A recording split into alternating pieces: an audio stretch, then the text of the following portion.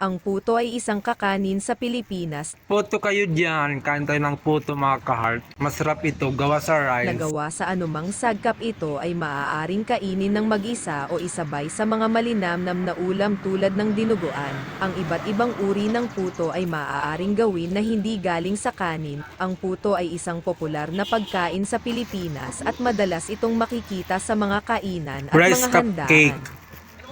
Masarap ito, meron itong mga benefits na iron sa potassium, kaya masarap kumain lagi ng cupcake na gawa sa rice. Puto cheese, masarap siya.